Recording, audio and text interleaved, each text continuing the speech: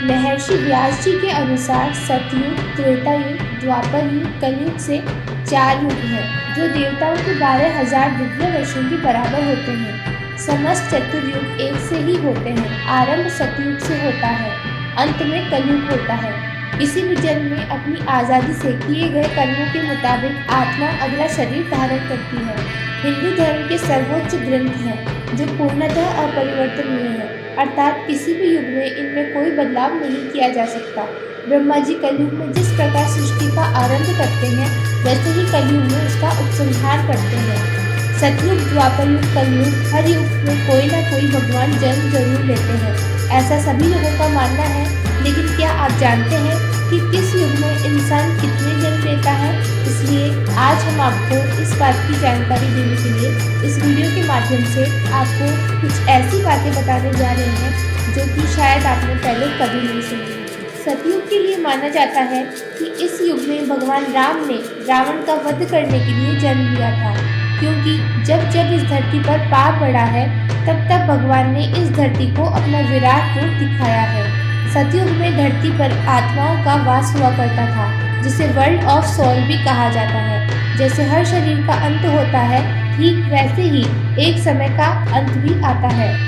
ऐसा माना जाता है कि सतयुग 17,28,000 साल बाद खत्म होता है, जिसमें एक सामान्य व्यक्ति 1,00,000 साल तक भी जी सकता है, जिनका कद 32 फुट लंबा हुआ करता था। इस युग में इंसान अपनी इच्छा अनुसार मर सकता था। हिंदू धर्म में श्री राम श्री विष्णु के 10 अवतारों में 7वें अवतार है, लेकिन यह रहस्य बहुत कम लोगों को मालूम है कि श्री राम की मृत्यु कैसे हुई। दरअसल भगवान श्री राम की मृत्यु एक रहस्य है, जिसका उल्लेख सिर्फ पौराणिक धर्म ग्रंथों में ही मिलता है। पद्म पुराण के अनुसार भगवान श्री राम ने सरयू नदी में स्वयं की इच्छा से समाधि ली थी। इस बारे में विभिन्न धर्म ग्रंथों में विस्तार से वर्णन मिलता है।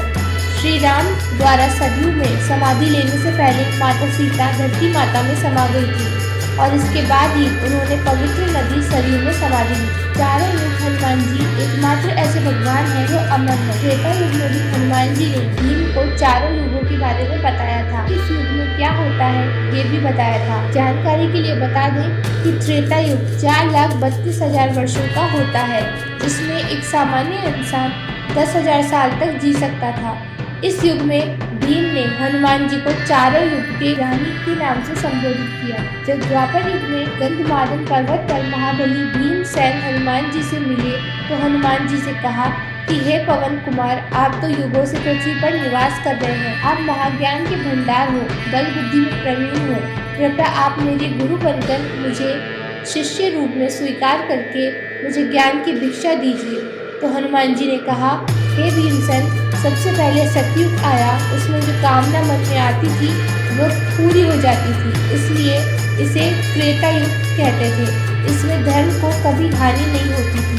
उसके बाद त्रेता युग आया। इस युग में यज्ञ करने की प्रवृत्ति बन गई थी, इसलिए इसे त्रेता युग कहते थे। फिर द्वापर युग आया। वेदों के 4 भाग हो गए और लोग भ्रष्ट हो गए, धर्म के मार्ग से भटकने लगे, अधर्म बढ़ने लगा। परंतु हे भीमसेन, अब जो युग आएगा वो है कलयुग। इस युग में धर्म खत्म हो जाएगा, मनुष्य को उसकी इच्छा के अनुसार फल नहीं मिलेगा, चारों ओर अधर्म ही अधर्म का साम्राज्य ही दिखाई देगा। ऐसा माना जाता है कि कलयुग में एक आत्मा का जन्म 45 बार होता है और उसकी उम्र 100 साल तक की होगी। इस युग में इंसान पर्यावरण को तहस नहस कर देगा, और इस युग में इंसान की इच्छा पूर्ति कम हो जाएगी और वे पाप का भागीदार बन जाएगा। कलयुग के अंतिम काल में भगवान विष्णु का कल्कि अवतार होगा।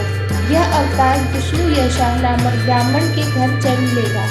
भगवान कल्कि बहुत ऊंचे घोड़े पर चढ़कर अपनी विशाल तलवार से सभी अधर्मियों का नाश करेंगे। भगवान कल्कि केवल 3 दिनों में पृथ्वी से समस्त अधर्मियों का नाश कर देंगे। माना जाता है कि कलयुग में अंतिम समय में बहुत मोटी धारा से लगातार वर्षा होगी, जिसमें चारों ओर पानी ही पानी हो जाएगा। समस्त पृथ्वी पर जल हो जाएगा और प्राणियों का अंत हो जाएगा। इसके बाद एक साथ 12 सूर्य उदय होंगे और उनके तेज से पृथ्वी सूख जाएगी।